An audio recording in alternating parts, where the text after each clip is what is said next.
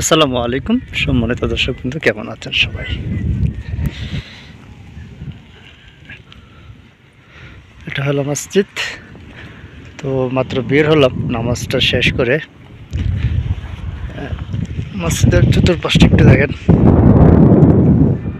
সুন্দর একটা পরিবেশ, আকাশটাও নাইস, মেঘলা আকাশ, সুন্দর একটা পরিবেশ। আসলে আরব কান্ট্রিগুলোতে সারাটা দিন খুবই জ্বর যায়, খুবই জ্বর বলতে এই না, মানে তাপমাত্রার জ্বর যায়। ঠিক আছে, সারাটা দিন এত তাপমাত্রা থাকে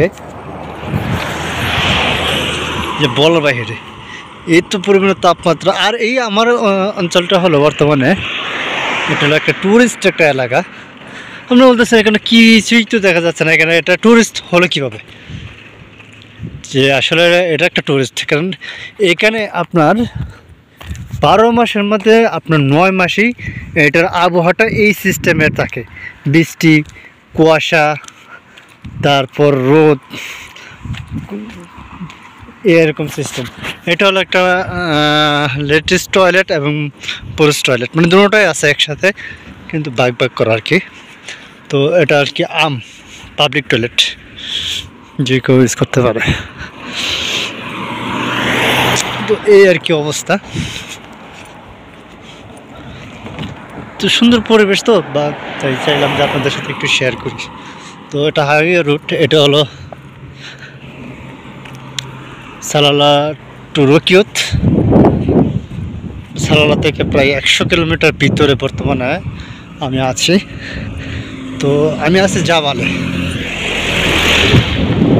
এটা আসলে এটা জাবাল, অবশ্যই জাবাল, কারণ সালালা থেকে প্রায় 4000 ফুট উপরে আছে, 4000 ফুট উপরে আছে। তার মানে সমতল ভূমি।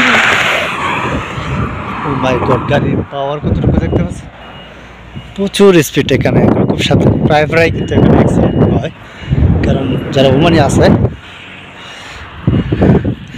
ওকে, রাস্তা ক্লিয়ার। যারা ওমানি আছে তারা কিন্তু আসলে প্রচুর স্পিডে গাড়ি চালায়, মানে সব ওমানি না, যে পিছিয়ে আছে না কিছু দুষ্টু, তাদের কথা বলতেছে। তো ঠান্ডা আবহাওয়া, সারাদিন কাজ করার পর আবহাওয়াটা খুবই শীতল লাগতেছে, মানে মনের ভিতরে এক অপরন্ত প্রত্যাশা বা অপরন্ত অনুভূতিটা খুব সুন্দর আর কি ভিতরে আর কি প্রকাশ করতে পারতেছে না, মানে আবহাওয়াটার কারণে ভিতরের অনুভূতিটা খুবই সুন্দরভাবে মানে প্রকাশ পাচ্ছে, কিন্তু আমি আপনাদের সাথে শেয়ার করতে পারতেছি না।